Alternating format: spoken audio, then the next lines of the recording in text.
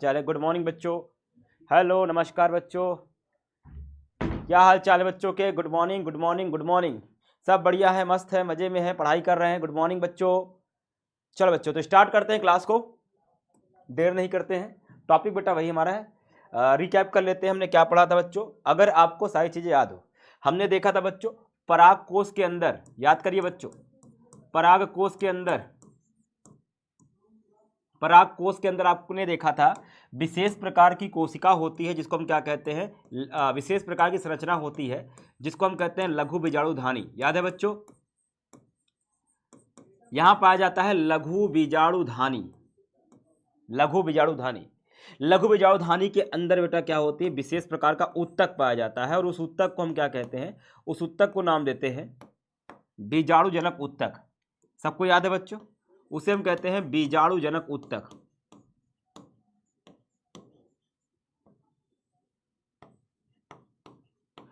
यह बीजाणुजनक उत्तक जो होता है बच्चों, इसकी एक कोशिका को क्या कहते हैं, जरा कमेंट करके आप बताइए। बीजाणुजनक उत्तक की एक कोशिका को हम क्या कहते हैं, इसकी एक कोशिका को, इसकी एक कोशिका को हम नाम देते हैं,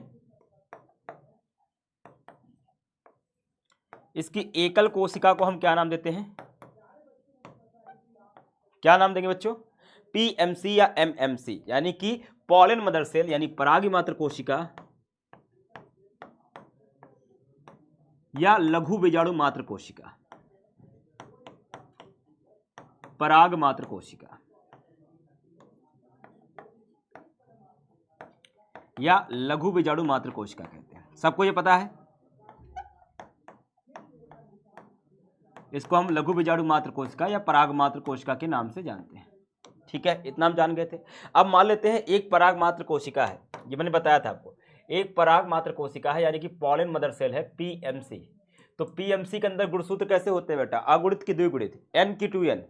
बेटा गुणसूत्र जोड़े में होते हैं शरीर की हर कोशिका में, और युग्मक में क्या होते हैं, आधे होते हैं। जब जोड़े में होते हैं उसे कहते हैं 2n यानी कि द्विगुणित। तो ये एक द्विगुणित कोशिका है। इसमें क्या होगा, इसमें होगा अर्धसूत्री विभाजन। अगर आपको याद हो, इसमें क्या होगा बच्चों, इसमें होगा अर्धसूत्री विभाजन।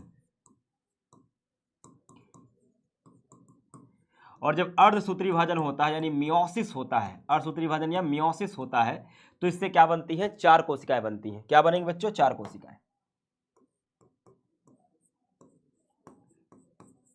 चार अगुणित यानी कि n कोशिका। और ये चार अगुणित कोशिका होती हैं, n कोशिका होती है बच्चों, वो चारों एक दूसरे से जुड़ी रहती हैं। इस पूरी संरचना क्या कहते हैं, इस कंप्लीट स्ट्रक्चर को क्या कहते हैं? ये चारों आपस में क्या होते हैं, जुड़े होते हैं। और इस कंप्लीट स्ट्रक्चर को हम क्या नाम देते हैं बच्चों, क्या कहते हैं? इसका क्या नाम देते हैं बेटा? लघु बीजाणु चतुष्क। ठीक है, इसे कहते हैं बच्चों लघु बीजाणु चतुष्क।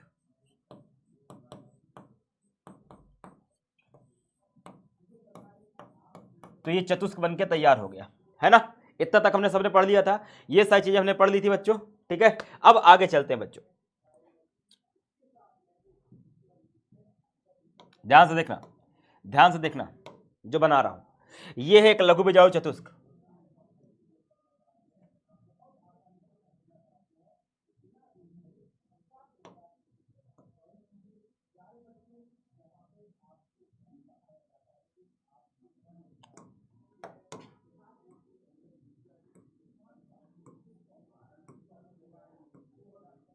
एन एन एन, ठीक है, ये है चतुष्क। ये क्या बच्चों? ये है चतुष्क।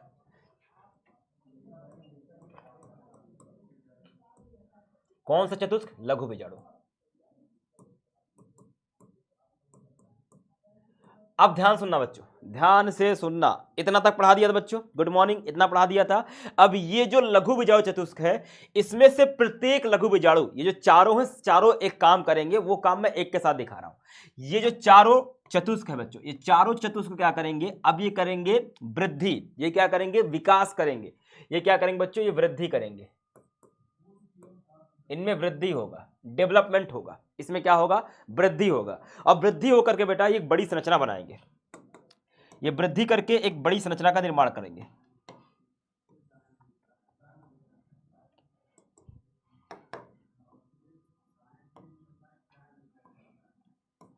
ऐसे एक बड़ी संरचना बनाएंगे बच्चों, एक बड़ी संरचना का निर्माण करेंगे। और ये जो बड़ी संरचना बन रही है इसमें दो आवरण बनेंगे। इसमें क्या बनेंगे बच्चों? दो आवरण बनेंगे। इसमें दो आवरण बनेंगे।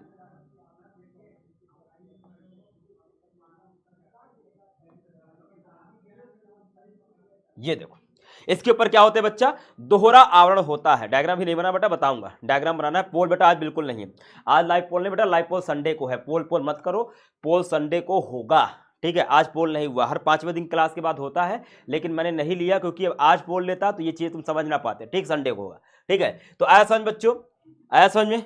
तो ये क्या है? इसके ऊपर ये दोहरा आवरण बन गया बेटा। अभी डायग्राम ना बनाओ भैया, मुझे पहले कंप्लीट तो करने दो। अधूरा बना लोगे?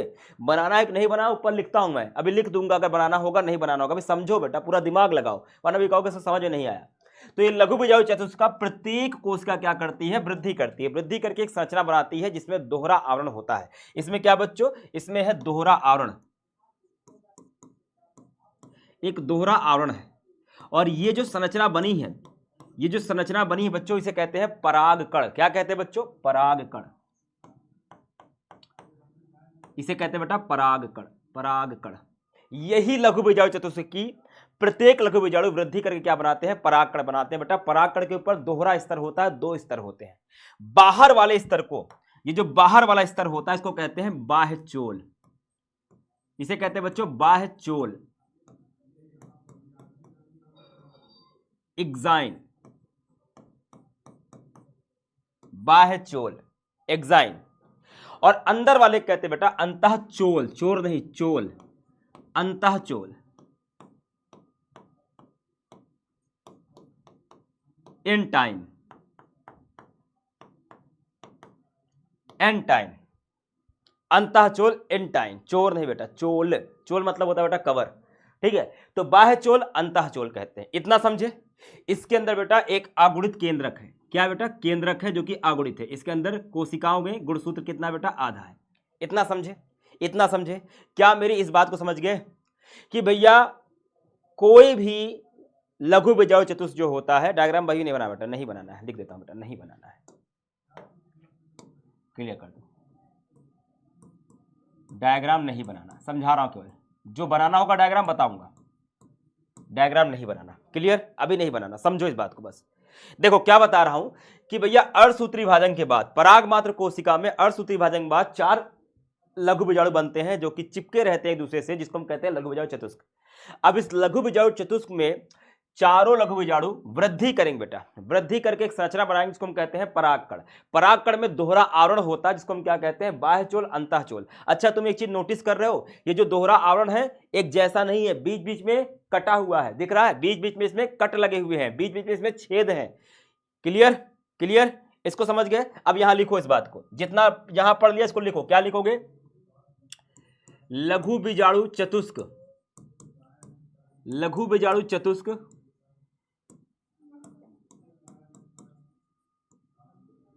के प्रत्येक लघु बीजाणु, के प्रत्येक लघु बीजाणु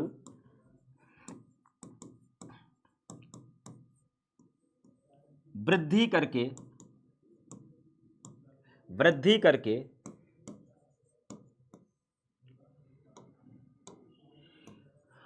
परागकण का निर्माण करते हैं, परागकण का निर्माण करते हैं।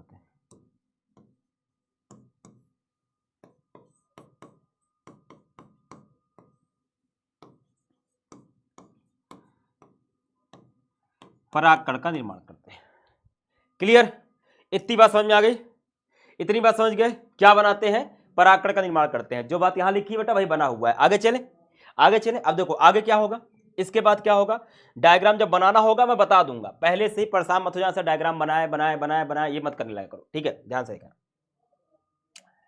ये बच्चों एक परागकण, फिर से देखो, ये डायग्राम भी नहीं बनाना है, पहले बता देता हूं, नहीं बनाना है, सिर्फ समझो, कुछ चीजें समझा करो। डायग्राम बनाना बाद में, जो बनाना होगा डायग्राम बताऊंगा, जो परीक्षा में पूछता बताऊंगा।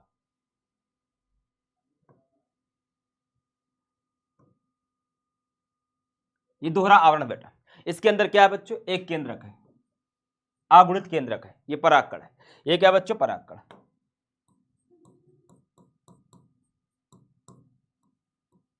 ये है बाह्यचोल,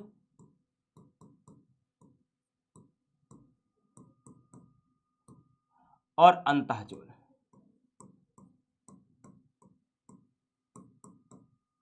अंतःचोल, क्लियर। अब बहुत ध्यान सुनना, इसके अंदर एक कोशिका है ना, इसके अंदर एक ही तो कोशिका है, बोलो हाँ या ना। इस परागकण के अंदर, इस संरचना के अंदर एक कोशिका है जो कि अगुणित है, अगुणित है यानी कि युग्मक है। अब देखना, इसके अंदर जो केंद्रक है, इसके अंदर जो कोशिका है, इसके अंदर जो कोशिका है, अगुणित कोशिका है ना, इसके अंदर जो अगुणित कोशिका है जिसके अंदर गुणसूत्र आधे हैं, वो क्या करेगी, अब वो करेगी एक विभाजन, एक समसूत्री विभाजन करेगी। क्या करेगी, समसूत्री विभाजन। अब बताओ समसूत्री विभाजन में कितनी कोशिका बनती है, 2 की 4। दिमाग बैठा लो बेटा, 2n से मतलब नहीं है, 2n से मतलब नहीं है, 2 कोशिका बनती है, ठीक। तो यहां क्या होगा, ये अगुणित कोशिका क्या करेगी, एक असमान कोशिका विभाजन करेगी। अब कहोगे सर असमान कोशिका विभाजन क्या है, असमान समसूत्री विभाजन।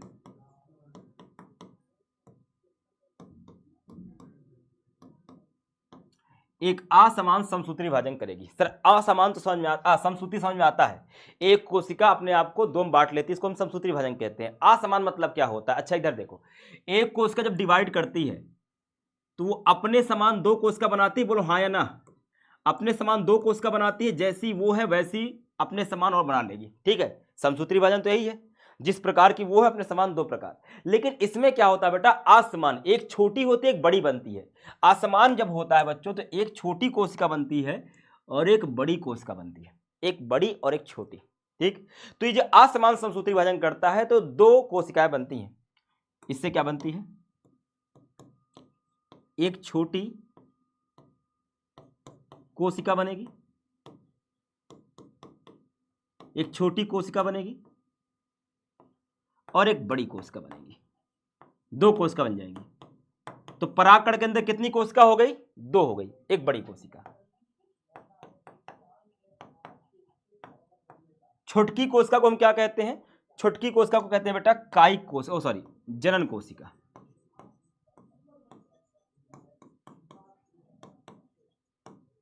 जनन कोशिका। और बड़ी वाली कोशिका को क्या कहते हैं, कायिक कोशिका। और इधर ये जो परागकण के अंदर समसूत्री विभाजन हुआ असमान, ये जो परागकण के अंदर असमान समसूत्री विभाजन हुआ, इसको हम कहते हैं बेटा लघु युग्मक जनन। इसका नाम दे देते हैं बेटा लघु युग्मक जनन, इसे कहते हैं लघु युग्मक जनन। इसका नाम दे देते हैं बेटा लघु युग्मक जनन, इसे हम कहते हैं लघु युग्मक जनन, ठीक है। ये क्लियर है, ये क्लियर है। डायग्राम नहीं बनाना, बिल्कुल नहीं बनाना, सिर्फ समझने के लिए है, डायग्राम नहीं। लिखोगे क्या, लिखोगे क्या, लिखने का तरीका यहां बता रहा हूं। लिखना क्या है, यहां लिख रहा हूं, परागकण में उपस्थित, परागकण में उपस्थित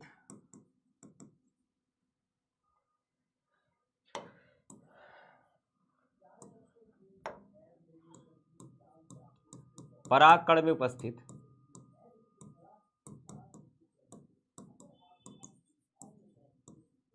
अगुणित कोशिका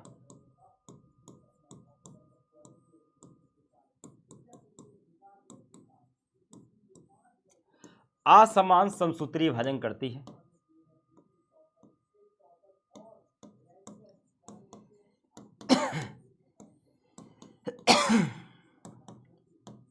विभाजन करती है वह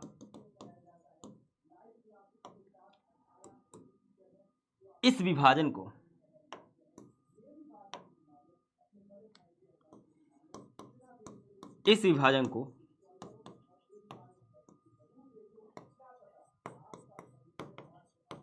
लघु युग्मक जनन कहते हैं, लघु युग्मक जनन कहते हैं।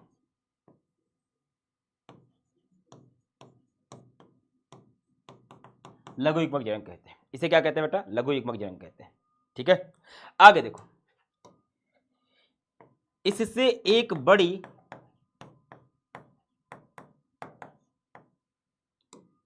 कायिक कोशिका,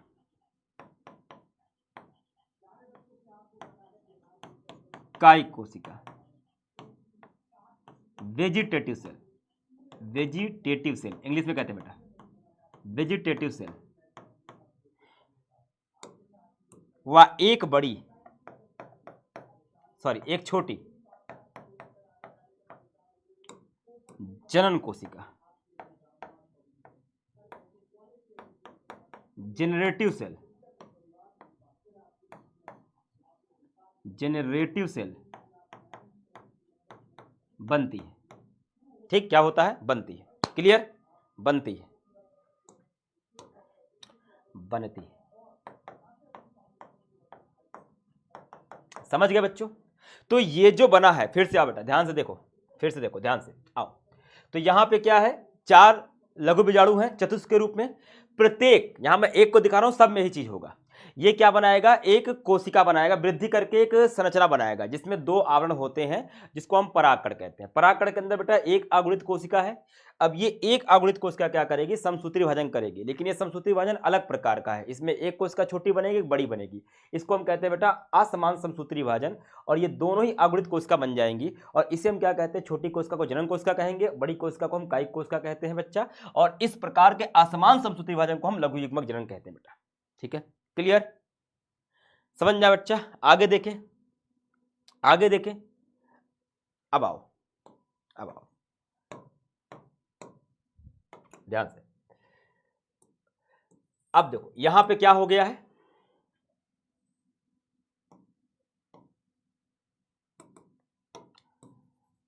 अब स्थिति कुछ ऐसी है,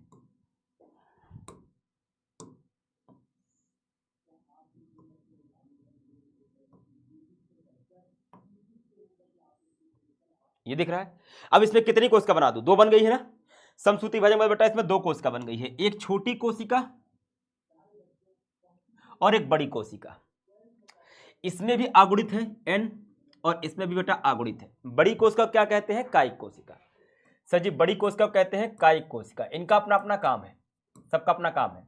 कायिक कोशिका। छोटी वाली कहते हैं बेटा जनन कोशिका। क्या कहते हैं बेटा? जनन कोशिका। जनन कोशिका। 2 कोशिका बन गई परागकण के अंदर। पूरे को हम क्या कहते हैं बेटा? परागकण। परागकण पूरे क्या कहते हैं बेटा? परागकण कहते हैं, परागकण कहते हैं। बात समझ में आया? अब सुनो बेटा, ध्यान सुनना। ये जो जनन कोशिका है, यही क्या है बच्चों? यही है नर युग्मक। यही क्या बेटा? नर युग्मक है। ये है नर युग्मक। यही जनन कोशिका क्या है बेटा? नर युग्मक है। बाकी कोई यहां पे युग्मक नहीं है। अब आप कहोगे सर ये क्या बात हुई? आप तो कहते थे परागकण युग्मक होता है। नहीं बेटा, परागकण मैं इसलिए समझाने के लिए बताता था, केवल परागकण के अंदर युग्मक होता है। तो ये जो जनन कोशिका दिख रही छोटी वाली परागकण के अंदर, उसे कहते हैं बेटा हम क्या? नर युग्मक। ये है बेटा मेल गैमीट, ये छोटी वाली कोशिका, ना तो बड़ी वाली भी नहीं है। ये सब सहायता करेंगी बस। तो अगर ये छोटी वाली कोशिका नर युग्मक है, तो ये परागकण क्या है गुरुजी? अगर ये बेटा ये यहां पे जनन कोशिका जो है नर युग्मक है, तो परागकण क्या है? बताओ क्या है? क्या है बेटा? इसे हम कहते हैं डिब्बा नहीं बेटा, इसे कहते हैं नर युग्मकोद्भिद। इसे कहते हैं नर युग्मकोद्भिद।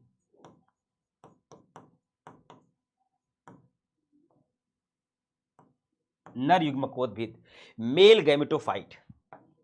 आप कहोगे सर ये क्या होता है? तो जरा नोट करके कहीं लिख लो, गैमेटोफाइट। नोट करके लिख लो, चाहे जहां पे भी नोट करके लिख लो बेटा। क्या नोट? पादप में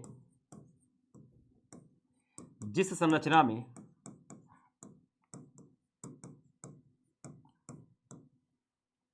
युग्मक होते हैं, युग्मक बंद होते हैं, उसे युग्मकोद्भिद कहते हैं। युग्मकोद्भिद कहते हैं, उसे युग्मकोद्भिद कहते हैं। जैसे परागकण। तो बेटा परागकण क्या है? जैसे मान लो शादी में दुल्हा होता है। शादी में दुल्हा होता है बेटा, एग्जांपल देता हूं बेटा, ध्यान सुनना। शादी में दुल्हा होता है, दुल्हा एक बड़ी सी कार में बैठा रहता है ना। लेकिन क्या कार में दूल्हा अकेला है? नहीं, ड्राइवर है, दूल्हे की बहन है, या दूल्हे का जीजा फूफा बैठा होता है, यही होता है ना। तो लेकिन मेन कौन है? क्या गाड़ी मेन है? नहीं। क्या ड्राइवर मेन है? नहीं। ये सब सहायक है। ये सब दुल्हन के घर तक पहुंचने के लिए सहायक है। पीछे बैठा फूफा ये नहीं है, इंपॉर्टेंट कौन है? दूल्हा है।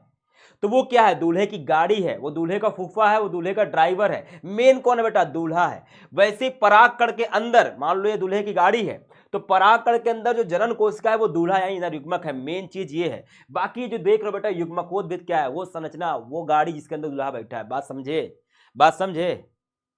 सदिया नहीं, पहले साली बैठा दे। कैसा साली बैठती है? शादी नहीं, पहले साली बैठा दे। क्लियर? क्लियर? क्लियर है बच्चों? समझ गए? अब मैं थोड़ा सा पीछे से आता हूं फिर से, ठीक है, ताकि आपको समझ में आ जाए। डायग्राम नहीं बनाना अभी, डायग्राम नहीं, इस डायग्राम को नहीं बनाना, सिर्फ समझने के लिए बेटा। सारे डायग्राम इस तक समझने के लिए है। जो डायग्राम बनाना होगा बताऊंगा, डायग्राम नहीं बनाना, वरना तुम सब बना दोगे। बोलो, सबको समझ आ गया मैंने क्या बोला आपसे? अच्छा लिख दो पहले। परागकण में स्थित, परागकण में उपस्थित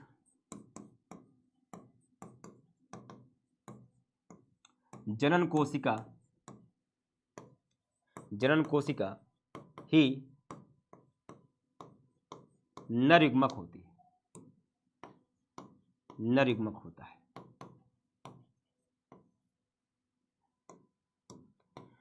होता है वह परागकण, वह परागकण नर युग्मकोद्भिद है, नर युग्मकोद्भिद है। याद रखना, ऐसे कोई बोल दे जनरली कि परागकण नर युग्मक होता है, मान लो, लेकिन एक्चुअल वो है नहीं। परागकण के अंदर नर युग्मक है, जिसको हम कहते हैं जनन कोशिका। क्या कहते हैं बेटा? जनन कोशिका। क्लियर? तो अभी समझ आया? ठीक है, अब आओ भैया, यहां पे क्या लिखा है बच्चा? ध्यान दो, यहां क्या लिखा हुआ है, क्या लिखा हुआ है, समझे?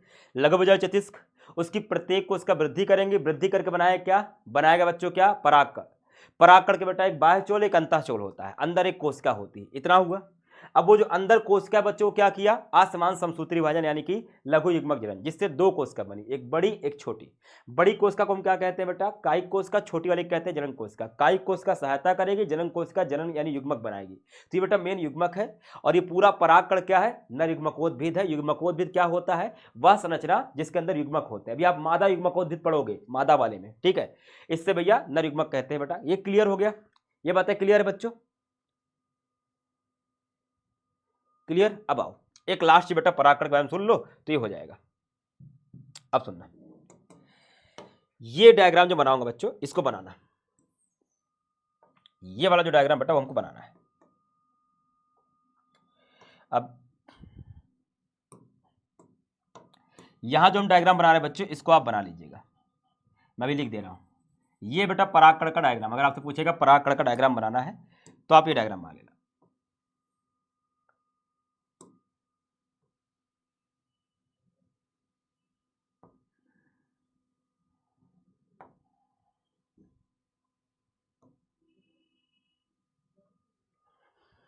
ठीक है, अब इसमें दो कोशिका, एक छोटी कोशिका है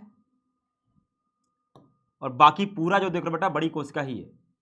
बाकी जो पूरा देख रहे हो बड़ी कोशिका ही है, और दोनों ही आगुणित कोशिका है। ये ठीक, तो ये हो गया। अब देखते बेटा, हो गया। तो ये है परागकण। ये वाली कोशिका क्या कहलाती है? ये कहलाती है कायिक कोशिका।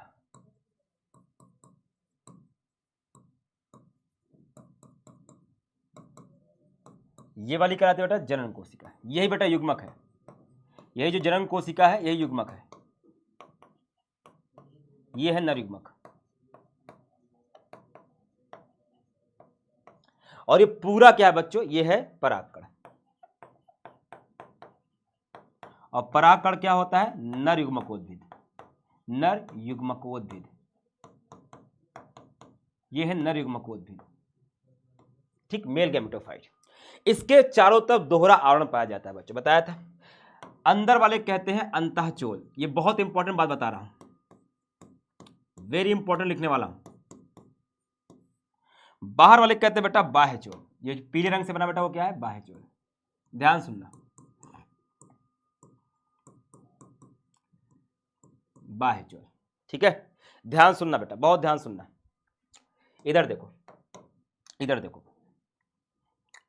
ये एक फूल है, पौधा, ये एक पौधा है जिसमें फूल है, और इसी के कुछ दूर पर क्या है, दूसरा पौधा। ध्यान से देखो, बताओ, इसी की प्रजाति का एक दूसरा पौधा है। बताओ, एक चीज बताओ, अब एक में से परागकण बाहर निकलेगा। मान लेते हैं यहां से परागकण बाहर निकला, परागकण बाहर निकला, फूल से परागकण बाहर निकलेगा, आप जानते हैं स्थानांतरण करना पड़ेगा, युग्मक का स्थानांतरण होगा, परागकण बाहर आएगा, मक्खी ले जाएगी, हवा ले जाएगी, कोई भी चीज लेकर जाएगा, और ये इस फूल तक आएगा। इस घटना को हम क्या कहते हैं, युग्मक स्थानांतरण, और इसे हम क्या कहते हैं, परागण भी कहते हैं। ये क्या हुआ बेटा, परागण हुआ, बताया था ना, पौधों में जो युग्मक स्थानांतरण होता है उसको हम परागण कहते हैं, परागण हो गया। अब मेरे भाई एक चीज बताओ, ये जब यहां से यहां गया, क्या परागकण को बाहर हवा, तापमान, दुनिया भर के रसायन नहीं झेलने पड़े? भाई जब परागकण बाहर निकलता है, हवा में आएगा ना, अब तक तो फूल के अंदर बैठा था, सुरक्षित था, लेकिन जब बाहर निकलेगा तो कहीं धूप आ रही है, कहीं धूल आ रही है, मान लो कहीं बहुत ठंडी है, कहीं बहुत गर्मी है, पानी में पहुंच गया, पानी के द्वारा जा रहा है बेटा, पानी में कोई रसायन है, कहीं अम्ल है, कहीं क्षार है, कहीं कोई मधुमक्खी लेकर जा रही है, उसका एंजाइम है, दुनिया भर की चीज को फेस करना पड़ता है कि नहीं? जब तक घर में बैठे हो तो सब कुछ सही है। अच्छा एक चीज बताओ, अगर ठंडी का महीना है, घर एकदम बंद है, तो आराम से बैठते हो ना, लेकिन जब बाहर निकलते हो क्या करते हो ठंडी के महीने में, ये इनर पहन रहे हो, स्वेटर पहन रहे हो, जैकेट पहन रहे हो, कंबल ओढ़ रहे हो, क्यों कर रहे हो? क्योंकि बाहर जाना है ना। जब तक घर से इधर उधर जाते हो मम्मी कुछ नहीं करती, लेकिन दूर जाओ तो मम्मी क्या करती हैं, टिफिन पैक करके देती है, कपड़ा देती हैं कि ये वाला लेकर जाओ, बैग देती है, सब सेट करती है ना। तो एक चीज बताओ, अगर ये परागकण बाहर निकलेगा, इसको सुरक्षा चाहिए, बोलो हाँ या ना, सुरक्षा चाहिए। तो सुरक्षा कौन देता है, ये बाह्य चोल और अंतःचोल। बेटा ये जो बाह्य चोल होता है, इसमें एक विशेष पदार्थ पाया जाता है, उसे हम क्या कहते हैं, स्पोरोपोलोनिन, वेरी इंपॉर्टेंट। इसमें बेटा एक विशेष पदार्थ बना होता है, स्पोरोपोलेनिन कहते हैं, स्पोरोपोलेनिन कहते हैं बेटा। ये जो स्पोरोपोलेनिन, बाह्य चोल किसका बना होता है, स्पोरोपोलेनिन का। स्पोरोपोलेनिन की खासियत क्या होती है, ये कोई प्रकार का तापमान, रसायन, अम्ल, क्षार को सह लेता है, मतलब ये परागकण को नष्ट नहीं होने देता है, ये सबसे बचाव करता है। और ये अंतःचोल में नहीं पाया जाता बेटा, अंतःचोल बना होता है सेलुलोज का,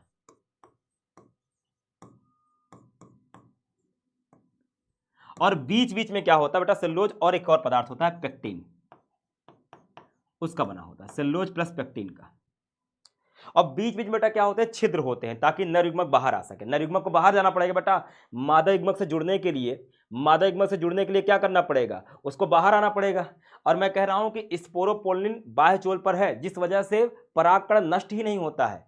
तो अगर सोचो पूरा बंद कर देंगे तो ये बाहर कैसे निकलेगा, इसलिए बेटा बीच बीच में छेद छेद से बाहर आता है, इसे कहते हैं जनन छिद्र, इसे हम कहते हैं बच्चों जनन छिद्र,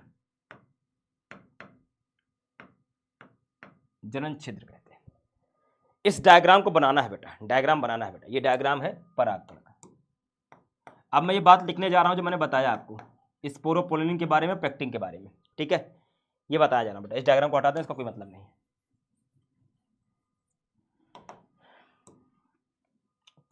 ये डायग्राम बनाना है, बाकी नहीं बनाना। परागकण का डायग्राम बनाना है,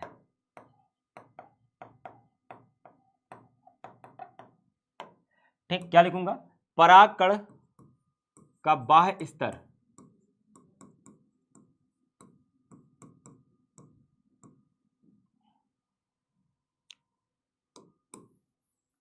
परागकण द्विस्तरीय होता है, द्विस्तरीय होता है, परागकण द्विस्तरीय होता है, जिसमें बाह्य आवरण,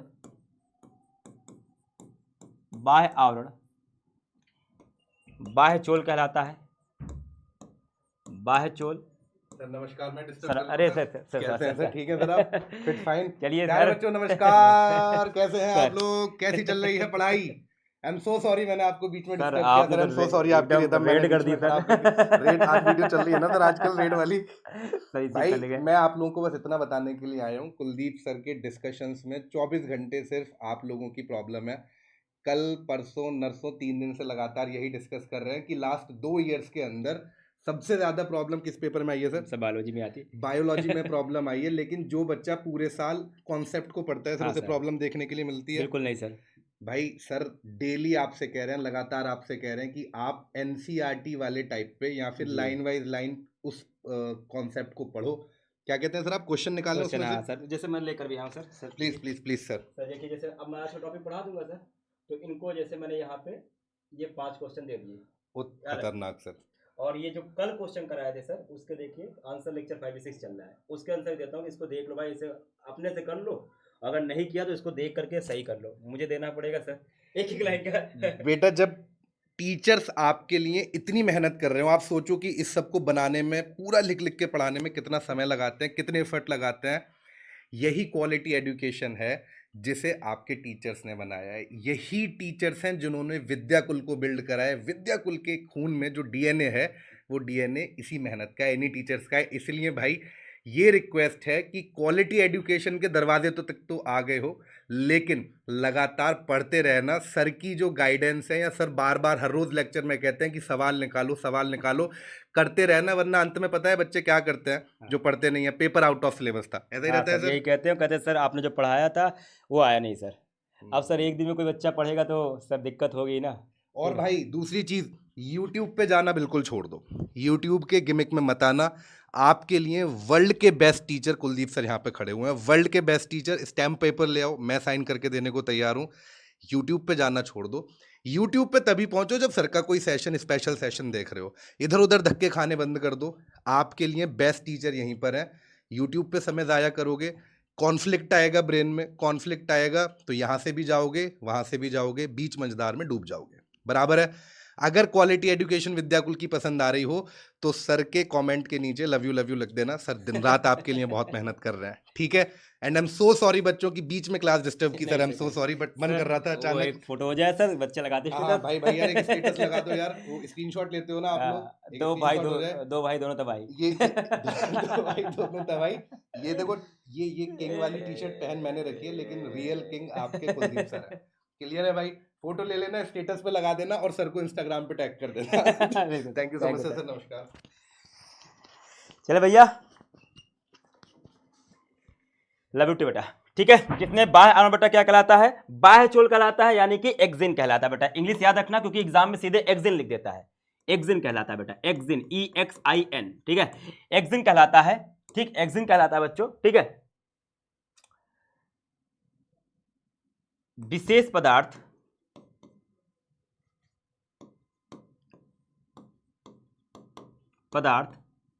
लिख रहा हूं बेटा, स्पोरोपोलिन, याद कर लो भैया, स्पोरोपोलिन। स्पोरोपोलिन किसका बना होता है बेटा? स्पोरोपोलिन का बना होता है,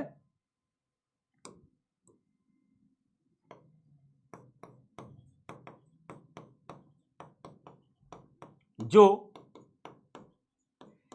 किसी भी ध्यान सुना बेटा, किसी भी, हाईलाइट कर रहा हूं, किसी भी ताप या अम्ल या क्षार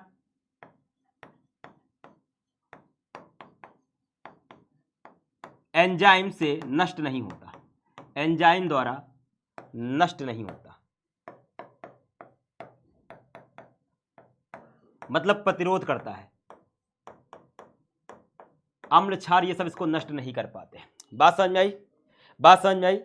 तो परागकण बेटा दो स्तर का होता है। बाहर वाला क्या कहलाता है? बाह्य चोल कहलाता है। बाह्य चोल किसका बना होता है? स्पोरोपोलिन का बेटा। वेरी वेरी इंपॉर्टेंट, कितनी बार पूछा हुआ है, वेरी वेरी इंपॉर्टेंट लिख रहा हूं बेटा, कई बार पूछा हुआ है। स्पोरोपोलिन की खासियत क्या होती है? ये किसी भी तापमान, अम्ल, क्षार इन सबसे नष्ट नहीं होता है। आया समझ में? चलो, अब दूसरा क्या है? अंतःचोल। दूसरा क्या है बच्चा? अंतःचोल।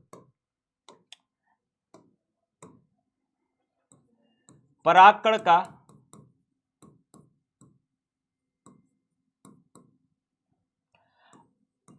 आंतरिक आवरण,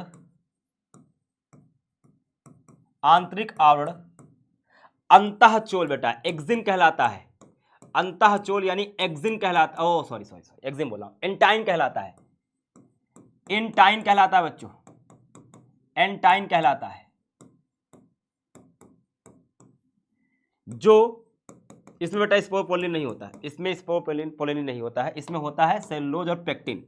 ये बेटा कुछ पदार्थ हैं, ये और कुछ नहीं है, ये आपके शुगर यानी ग्लूकोज शर्करा के ही एक डेरिवेटिव है, सेलुलोज व पेक्टिन का बना होता है।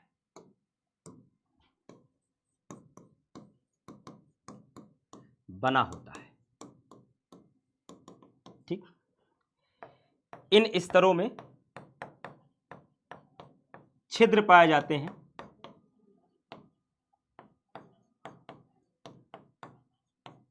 जो छिद्र पाए जाते हैं जो जनन छिद्र कहलाते हैं।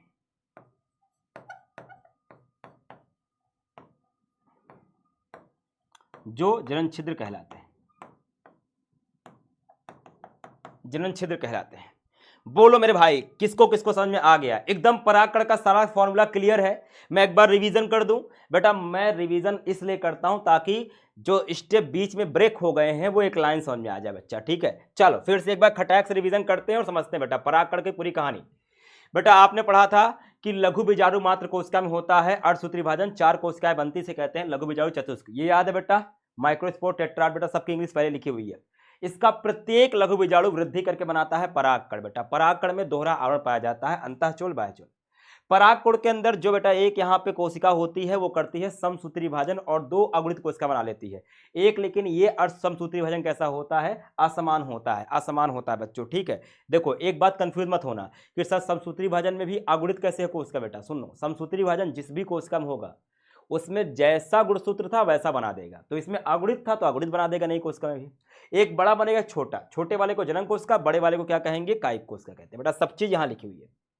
इसमें से बेटा ये जो छोटी कोशिका है यही क्या होता है? युग्मक होता है। और ये बड़ी कोशिका युग्मक नहीं होता, इसे कहते हैं जनन कोशिका या नरयुग्मक। यही नरयुग्मक है पौधे का, यही नरयुग्मक है। और ये परागकण क्या है? परागकण वह संरचना है जिसके अंदर नरयुग्मक होता है। इस संरचना को हम कहते हैं नरयुग्मकोद्भिद यानी मेल गैमेटोफाइट कहते हैं, ठीक है। इसके चारों तरफ दोहरा आवरण पाया जाता है, एक को कहते हैं अंतःचोल, बाह्यचोल। बाह्यचोल बना होता है बेटा स्पोरोपोलिन नाम के विशेष पदार्थ से, जो किसी एंजाइम, तापमान, अम्ल क्षार से नष्ट नहीं होता, ताकि परागकण जब बाहर निकले उसको नुकसान ना पहुंचे। उसके अलावा जो अंदर वाला होता बना होता है सेलुलोज पेक्टिन का, और इसमें बीच बीच में छेद होते हैं। बेटा क्लियर हो गया? सब कुछ क्लियर हो गया? चलो अब एक चीज लिखता हूं नोट करके, बेटा एक एक चीज समझ लेंगे। नोट करके लिख रहा हूं, कुछ परागकण में कुछ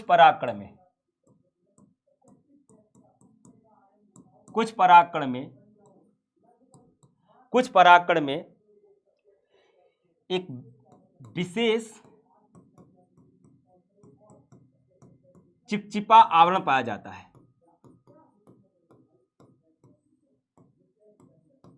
चिपचिपा आवरण पाया जाता है। बेटा कुछ परागकण में क्या होता है? इन दोनों स्तर के बाहर एक विशेष चिपचिपा आवरण पाया जाता है, इसको हम कहते हैं पॉलन किट कहते हैं, जिसे पॉलन किट कहते हैं। होता क्या बेटा? ताकि अगर कोई मधुमक्खी बैठे उसके पैर में चिपक जाए, इसे बेटा पॉलन किट कहते हैं, जिसे पॉलन किट कहते हैं, पॉलन किट कहते हैं।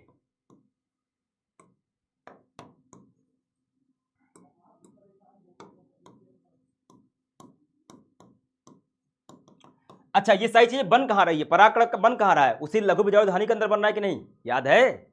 ये सारी चीज बन कहां रही है? लघु बीजाणु धानी के अंदर ही तो हो रहा है सब कुछ। और लघु बीजाणु धानी के चारों तरफ 4 स्तर थे, टेपिटम, याद आया, मध्य परत, अंताथेसियम, बाह्य त्वचा, ये था ना। अब एक और नोट में लिख लो, नोट का पहला पॉइंट है ये। दूसरा पॉइंट पॉलन किट व स्पोरोपोलिन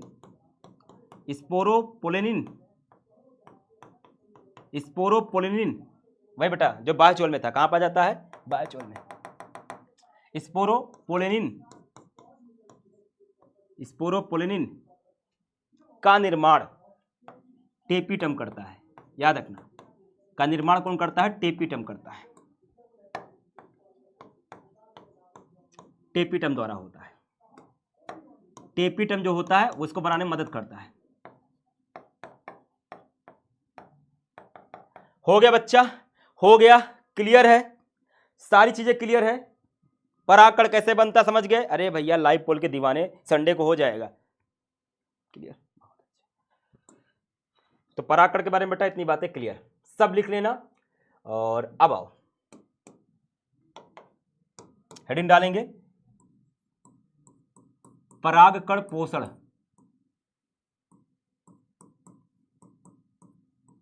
व एलर्जी।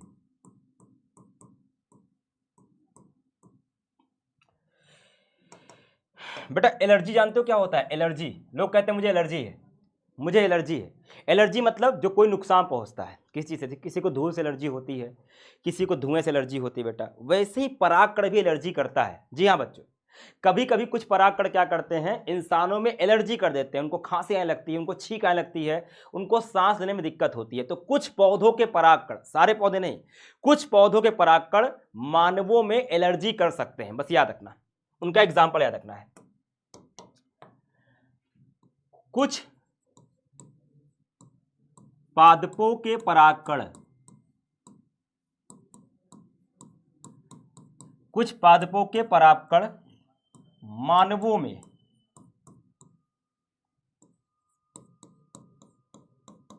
एलर्जी कर सकते हैं, जरूरी नहीं कि कर दें पर कर सकते हैं, जिससे सांस लेने में दिक्कत, सांस लेने में दिक्कत, जिसको हम दमा कहते हैं,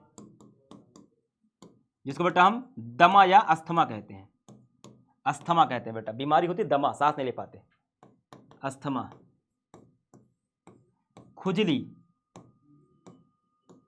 हो सकती है, शरीर में खुजली हो सकती है। कौन से पौधे बच्चों? पौधे का नाम याद रखना, उदाहरण, सिर्फ नाम याद रखना बच्चों, क्या नाम याद रखना उस पौधे का जिससे क्या होता है, परागकण, जिसके परागकण अगर हम सांस लेंगे अंदर चले जाएंगे, नुकसान करते हैं। बेटा परागकण वैसे अपना काम करेंगे, लेकिन कभी कभी कुछ परागकण नुकसान करते हैं, एलर्जी कर देते हैं बेटा, खांसी आने लगती है, सांस लेने में दिक्कत होती है, इसको हम दमा कहते हैं, अस्थमा कहते हैं, शरीर में खुजली होना शुरू हो जाती है। कौन कौन से बच्चा? जैसे एग्जाम्पल है गाजर घास, गाजर घास,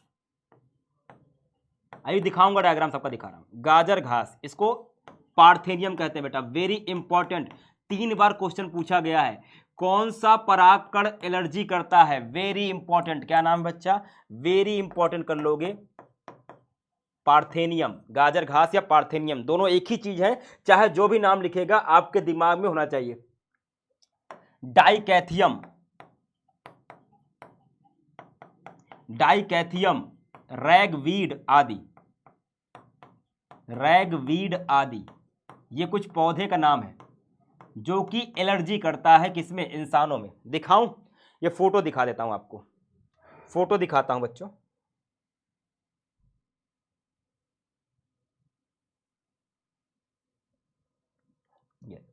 ये बेटा गाजर घास, पार्थेनियम, आपके आसपास ही होते हैं, ठीक। ये है बेटा क्या? गाजर घास। ये है डाइकैथियम, इसे डाइकैथियम कहते हैं बेटा, सब आपके घर के आसपास मिल जाएंगे आपको, ठीक। ये है बेटा रैगवीड। तो ऐसे कुछ ऐसे पौधे होते हैं, देखा होगा आपने, आपके खेतों में उग जाते हैं, ये सब खेत में उगे रहते हैं, ये सब खेत में अपने आप उग जाते हैं, ये सब के परागकण नुकसान कर सकते हैं, ठीक है। क्लियर? क्लियर? ये तो नुकसान हो गया, लेकिन एक चीज बताओ, परागकण केवल नुकसान करेंगे? नहीं, परागकण बेटा हमको फायदा पहुंचाते हैं। कुछ परागकण क्या होते हैं, लिख रहा हूं बेटा, कुछ परागकण, या कुछ नहीं, परागकण में भरपूर मात्रा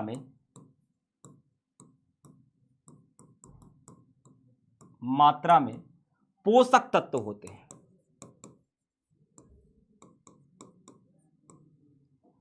विशेषकर विटामिन बी, विशेषकर विटामिन बी होता है बेटा, इसमें विटामिन बी होता है,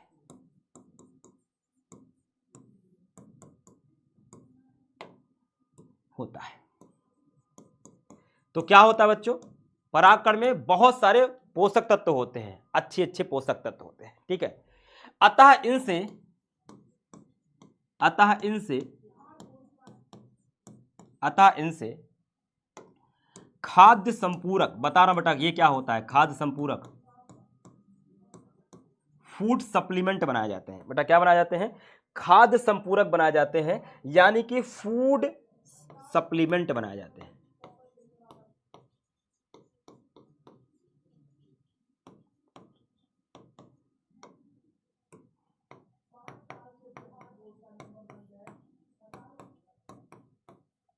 बनाए जाते हैं। इसका प्रयोग अधिकतर खिलाड़ियों द्वारा होता है, क्रिकेटर या जो खिलाड़ी एथलीट होते हैं, अधिकतर खिलाड़ियों द्वारा होता है।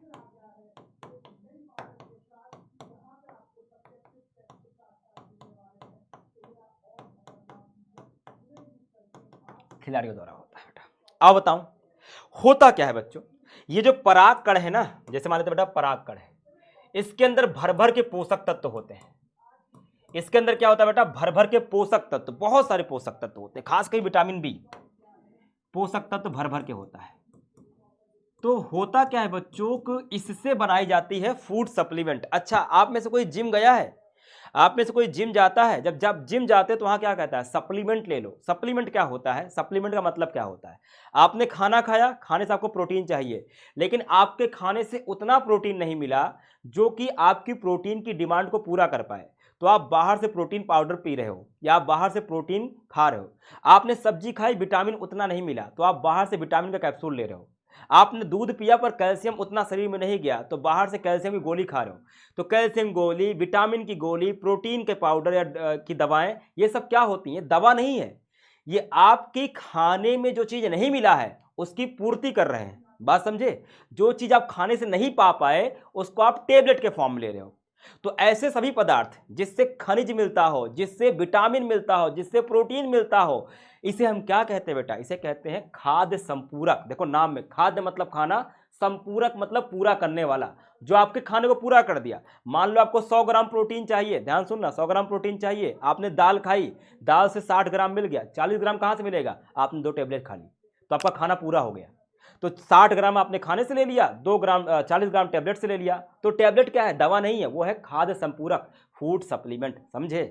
तो ऐसी दवाएं या सिरप जिनमें आपके भोजन के तत्वों की पूर्ति करने के लिए उपयोग की जाती है, जैसे प्रोटीन की, खनिज की, कोई भी खनिज हो सकता है बेटा, कैल्शियम, मैग्नीशियम, कुछ भी, या विटामिन्स की, उसी को हम क्या कहते हैं, खाद्य संपूरक कहते हैं। तो इसको बनाते किससे बच्चों, कुछ प्रकार के ये जो हमारे फूड सप्लीमेंट होते हैं, कौन बनाता है, परागकण से बनते हैं बेटा। क्या बनता है इससे, इस परागकण से बनाते हैं फूड सप्लीमेंट। थोड़ा महंगे होते हैं और ज्यादातर इसको कौन यूज करता है, खिलाड़ी, स्पोर्ट्स वाले सप्लीमेंट ज्यादातर बेटा। इसको जो हमारे खिलाड़ी लोग होते हैं, क्रिकेटर हो गए, फुटबॉलर हो गए, दौड़ने वाले हो गए, वो इसका यूज करते हैं। ठीक है बच्चा, मैं आपको दिखाता हूं, ऐसे आता है, ये इसकी फोटो ला बेटा, डिब्बे में ऐसे आता है, किधर गया, देखो। तो बेटा नुकसान भी करता है, फायदा बेटा, ये देखो, ये लिखा है ना, 100% ऑर्गेनिक पॉलन डाइटरी सप्लीमेंट, लिखा बेटा डाइटरी सप्लीमेंट, डाइट मतलब खाना। तो ये क्या है बच्चों, यही है, खाद्य संपूरक है। इसको अगर खा लेगा कोई, मान लो किसी के शरीर में विटामिन कमी है, खाने से नहीं मिल रहा है, तो इसको थोड़ा सा खा लिया, विटामिन पूरा हो गया। तो ये बनता है बच्चों, क्लियर, कोई छुट्टी नहीं बेटा, कोई छुट्टी नहीं, 2 मिनट पढ़ के जाओ, परागकण वाला पूरा खत्म करेंगे आज। अब सुनना, ध्यान सुनना, एक लास्ट टॉपिक बेटा, परागकण जीवन क्षमता।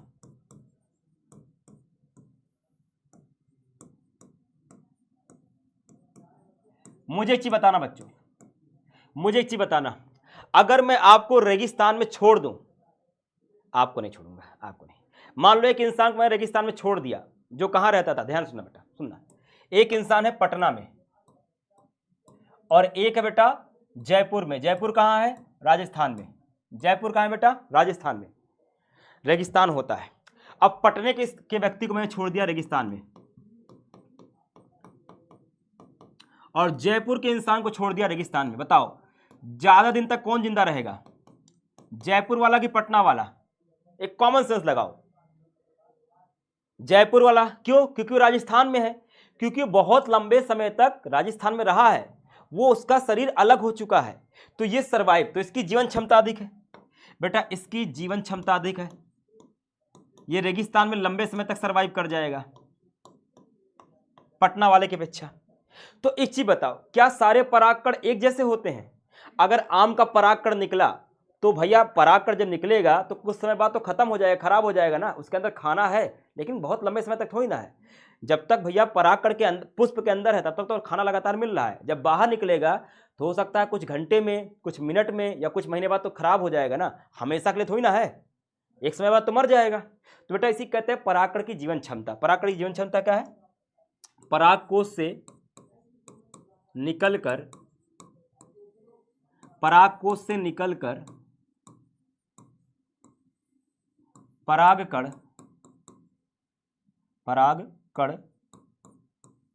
जब तक जीवित रहता है वह उसका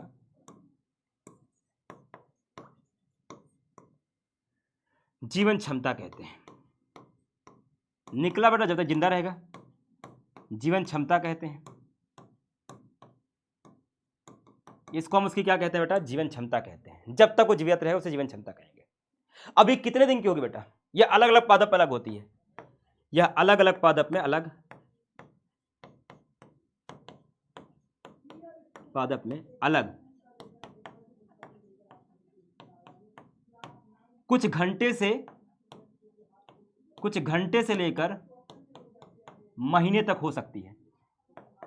किसी में 1 घंटा, किसी में 2 घंटा, किसी में 24 घंटा, किसी में 48 घंटा, किसी में 1 महीना, किसी में 15 दिन, सब में अलग अलग कुछ महीने तक हो सकती है,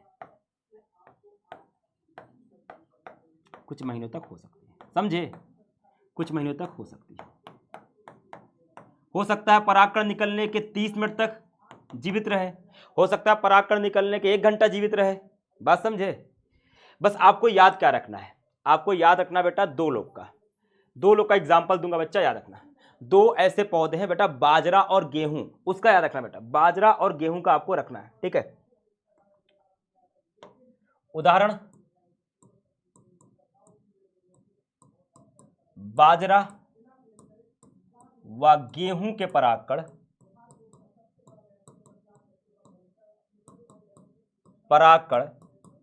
की जीवन क्षमता 30 मिनट होती है। 30 मिनट बस बेटा, 30 मिनट तक जिंदा रहेंगे, उसके बाद वो मृत हो जाते हैं। कितनी होती है बेटा? 30 मिनट, आधा घंटा। परागकण 30 मिनट तक जीवित रहेंगे, उसके बाद उनका राम नाम सत्य हो जाएगा। ठीक है? ठीक है। अच्छा सर ये बताइए, अगर मैं चाहूं कि गेहूं का परागकण 1 महीने तक जिंदा रहे, क्या यह संभव है? अगर मैं चाहूं कि गेहूं का परागकण 1 महीने तक जीवित रहे, संभव है? नॉर्मली तो नहीं, पर मैं रख सकता हूं बेटा। कैसे? अगर आप किसी कोशिका को जीवित रखना चाहते हैं बेटा, परागकण को रखना है बेटा, तो उसको बहुत ठंडे में रखना होता है। सबसे ठंडा चीज क्या होगा? लिक्विड नाइट्रोजन बेटा, तरल नाइट्रोजन। उसका तापमान का बच्चा बताएगा। अगर आप चाहते हैं कोई कोशिका, कोई भी युग्मक है, कोई परागकण, नर युग्मक, मादा युग्मक, शुक्राणु, अंडाणु, किसी भी चीज को अगर लंबे समय तक जिंदा रहना बेटा, किस में रखते हैं पता है? लिक्विड नाइट्रोजन में, लिक्विड नाइट्रोजन में, तरल नाइट्रोजन में बेटा, जिसका तापमान होता है -196 डिग्री सेंटीग्रेड। लिख रहा बेटा, परागकण को तरल नाइट्रोजन, लिक्विड नाइट्रोजन बेटा, तरल नाइट्रोजन बेटा, नाइट्रोजन गैस को बच्चों जब हम -196 डिग्री सेंटीग्रेड का तापमान देंगे तो वो तरल हो जाती है, लिक्विड हो जाती है। -196 डिग्री सेंटीग्रेड में लंबे समय तक सुरक्षित रख सकते हैं। अच्छा, किन लोगों ने गाय भैंस जानवर पाले हैं?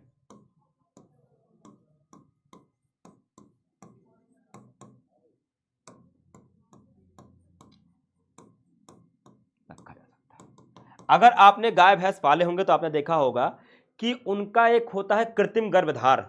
सुना बेटा? कृत्रिम गर्भधारण मतलब एक डॉक्टर आता है जो कि शुक्राणु को भैंस या गाय में भेजता है ताकि उनसे संतान प्राप्त किया जाए। तो एक डिब्बा लेकर आता है, उसी डिब्बे के अंदर शुक्राणु रखता है और डिब्बे के अंदर एकदम भाप निकलते थे, ठंडा सा रहता है बेटा, वही है लिक्विड नाइट्रोजन, वो लेकर आता है। तो कोई भी शुक्राणु हो, कोई भी युग्मक होता है बेटा, कोई भी युग्मक है, कोई भी बीज है, कोई भी कोशिका अगर आप लंबे समय तक रखना चाहते हैं जिंदा, तो आप उसको लिक्विड नाइट्रोजन में रख दीजिए।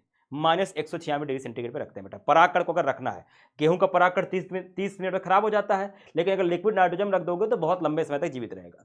बस आज के लिए इतना ही। क्लियर? सारे बच्चों क्लियर है? अब ये जो चीजें लिखी बेटा इसको मैं डिलीट कर देता हूं, वरना आप कंफ्यूज होते रहेंगे। सारी चीजें लिख दी है, सारी चीजें बेटा यहाँ पे लिखी हुई है। एक पेज छोड़ देता हूं बस। परागकण पुंकेसर से निकलकर किसी माध्यम से मृत्या पहुंचते हैं। ये परागकण परागकोश से निकलने के बाद कुछ महीने से लेकर कुछ घंटों तक जीवित रह सकते हैं। और गेहूं और बाजरा में कितने होते हैं बेटा? 30 मिनट रहते हैं बेटा। परागकण को द्रव नाइट्रोजन -196 में संग्रहित किया जाता है बेटा। वही बात लिखी हुई है। ये क्या बेटा? एक परागकण का डायग्राम बेटा। स्ट्रक्चर ऑफ पॉलिन ग्रेन लिखा हुआ है ना, ये परागकण है बेटा। और ये देखो, ये जो निकला है बेटा, ये है पॉलिन किट, जो चिपचिपा सा है, ये पॉलिन किट। सब में नहीं पाया जाता, कुछ में पाया जाता है। अब आओ बेटा क्वेश्चन देख लेते हैं। 5 क्वेश्चन आपके सामने हैं। परागकण में 2 कोशिका होती है, इसका नाम बताइए। जब पौधे का, उस पौधे का नाम बताइए जो परागकण से एलर्जी होती है। एक परागकण क्या होता है? युग्मक अथवा युग्मकोद्भिद। आप बताना है युग्मक है कि युग्मकोद्भिद। परागकण क्या होता है? परागकण को किस में संग्रहित किया जाता है? परागकण के दोनों स्तर का नाम क्या होता है? आप बताओगे। अगला क्वेश्चन, कल का क्वेश्चन का बेटा, लघु बीजाणु संरचना में कितने स्तर पाए जाते हैं? ये चारों का आंसर लिखा है बेटा। टेपिटम का कार्य क्या होता है? लिखा हुआ है। स्पोरोपोलिन किसका निर्माण करता है बेटा? कल मैंने दे दिया था क्वेश्चन, लेकिन आंसर ये है, परसों दिया था, सॉरी। और लघु बीजाणु चतुष्क क्या है बेटा? सब कुछ यहाँ लिखा है, सब कुछ लिखा हुआ है आंसर। ठीक है, बाकी बेटा रिवाइज कर लेते हैं। आज बेटा हमने परागकण पूरा पढ़ लिया है। परागकण का एक एक चीज बेटा, परागकण से भी कोई क्वेश्चन आएगा आपको गलत नहीं करना है। ठीक है, निषेचन पूर्व घटना अब हम पढ़ेंगे बेटा मादा के कॉन्टेक्स्ट में, मादा वाला पढ़ेंगे। डेली कुछ करिएगा। और मैं बेटा आपसे 2 मिनट रुको, अभी जाओ मत, सुन लो बेटा। चीज़ें अब हल्की सी आपको कठिन लगेंगी, लेकिन जब ना समझ जाए बेटा वीडियो दोबारा देखा करो। पहली मत ले सर समझ नहीं है बेटा, एक बार में नहीं समझ जाएगा, दोबारा देखो, तिबारा देखो बेटा। जितनी कोशिश बेटा कर रहा हूँ, यहीं कर रहा हूँ रिवीजन, लेकिन तुम्हें भी कुछ करना पड़ेगा। नहीं समझा बेटा वीडियो देखिएगा। ठीक है, बाकी क्लास कैसे लगी बेटा कमेंट करके बताइएगा। मिलते हैं बेटा अगली क्लास में। आपका दिन शुभ हो। नमस्कार, जय हिंद।